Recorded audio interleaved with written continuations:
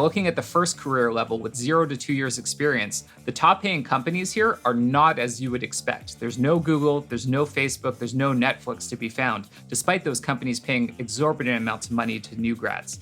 No, the top paying companies for entry-level roles actually include some recent IPOs, some upcoming IPOing companies, as well as 2 older companies that you wouldn't expect on this list.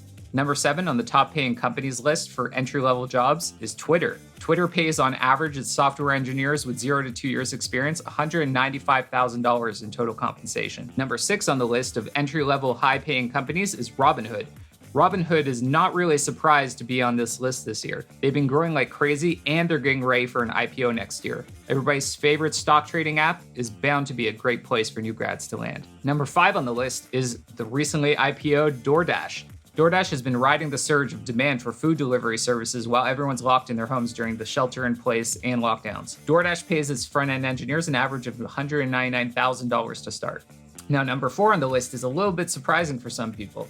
LinkedIn. LinkedIn is now a subsidiary since it was acquired by Microsoft, and Microsoft is not itself known for having the highest compensation. LinkedIn might actually be a good destination for the best of both worlds, high compensation early in your career and a pretty good work-life balance. LinkedIn pays about $200,000 on average to its new grads coming out of college. Number 3 on the list is another recent IPO, Airbnb. Airbnb pays $213,000 on average for its new grad engineering hires with 0 to 2 years experience. Airbnb had really struggled at the beginning of the year during the pandemic as short-term stays were pretty much out of the question. But they learned a lot, they had to lay off a bunch of staff, and they have to now hire back as they're growing really fast, a lot of new grad engineers who can grow into those roles.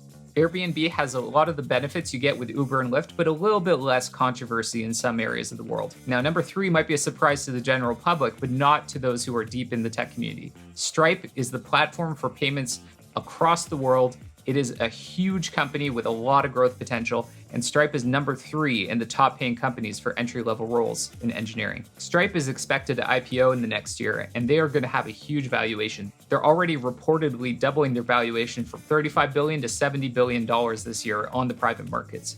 Now, the next step on the list is an IPO that's coming early in 2021, and that's Roblox.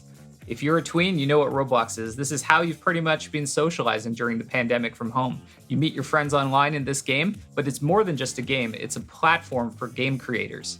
Roblox comes in at number 2 with $222,000 on average for compensation for its entry-level roles at 0 to 2 years experience. Now that's a crazy number, and Roblox is really trying to hire heavily as it's growing fast and heading into its IPO. Now, number 1 on the list is actually the number 2 ride-sharing platform in North America, and that's Lyft. Now, Lyft's competitor Uber has had some history of bad press around some of the cultural practices inside the company, and Lyft is trying to take advantage of this. Now, Lyft is competing against Uber's bigger brand name, and so they might have to pay more for new grads, but they're also hoping they're going to come in and realize how great the employee culture is at Lyft. This will hopefully allow them to attract you and keep you in the company for a long term. So you're probably wondering, at what level are Google, Facebook, Netflix, Amazon, Apple? When are these companies going to come into the list? Well, it's actually not in level 2.